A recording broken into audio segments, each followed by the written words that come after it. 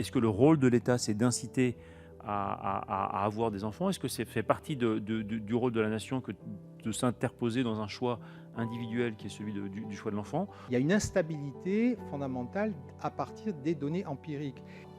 L'économètre tout seul, avec rien que ces données, ne peut pas, et ces modèles ne peut pas trancher entre les échelles d'équivalence, c'est pas possible, il faut autre chose, il faut un choix normatif à un moment donné. Enfin, depuis pratiquement que personnellement j'ai travaillé sur les questions de redistribution et de fiscalité en France, le débat sur la politique familiale, en particulier sur le quotient familial, est un débat qui est très vif et dans lequel beaucoup de gens expriment des opinions très tranchées.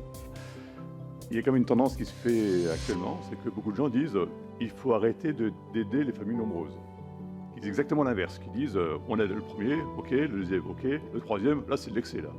Les enfants, ils sont ce qu'ils sont dans leur famille, compte tenu des caractéristiques de cette famille. Et tout le problème est de savoir quelles caractéristiques vous retenez et à partir de quel moment la prise en compte de ces caractéristiques aboutit à un système tellement baroque, tellement instable, que vous finissez par dire mettons un peu d'ordre là-dedans. Une France qui est coupée en trois.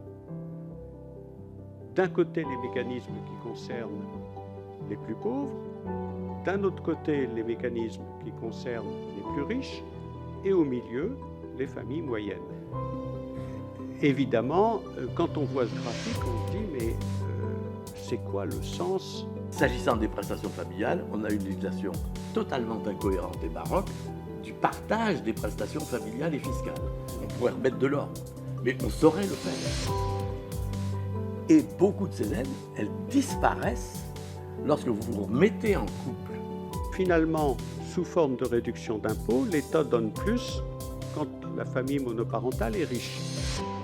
Et on a parfois l'impression que l'outil principal de la politique familiale est le rabot.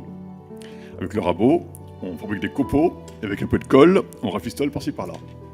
Il manque une vision d'ensemble, claire, consensuelle, compréhensible par toute la population. C'est la moindre des choses en démocratie.